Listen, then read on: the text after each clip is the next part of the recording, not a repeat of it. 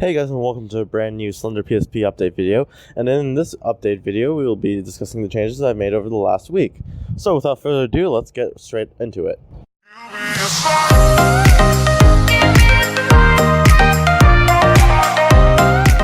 Now, of course, Slender PSP has been doing pretty well, and the updates have been fairly simple to do.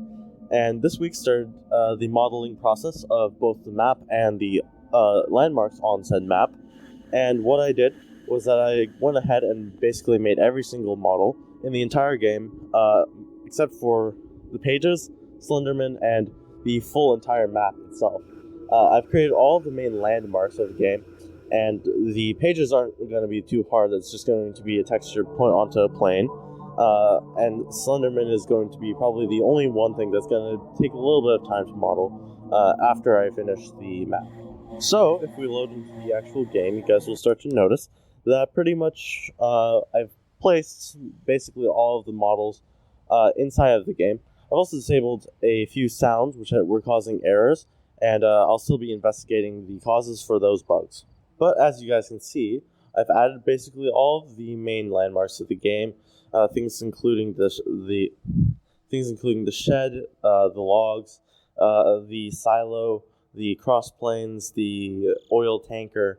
The truck has been replaced with the Tesla Cybertruck, as it's a much simpler way to make things.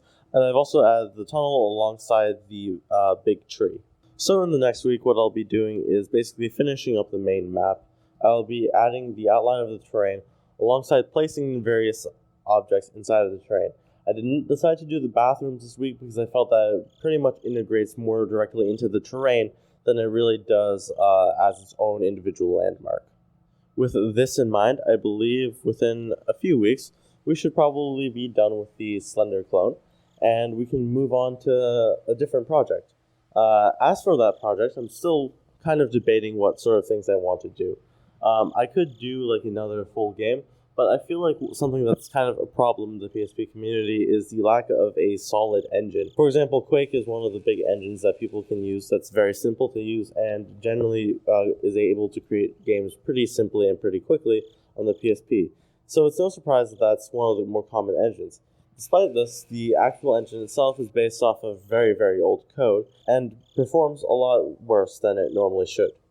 So to fix this, I might decide to create my own engine, which would have an interactive scripting system, which would allow you to make a game pretty simply, somewhat like the One Lua engine, but more advanced and allowing you to do a lot more features. Another thought that I wanted to do was probably something like doing a simulation type game, doing something like City Skylines or a Civilization title. I believe that could be a very interesting title as well to try to recreate. But I think what I'm leaning towards now is doing the engine first. I want to do some like little graphics tests with that engine as well.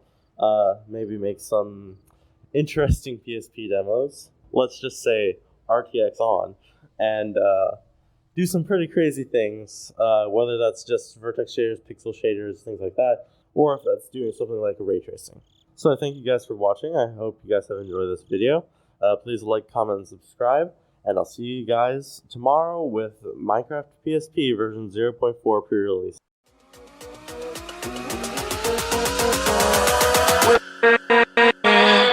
With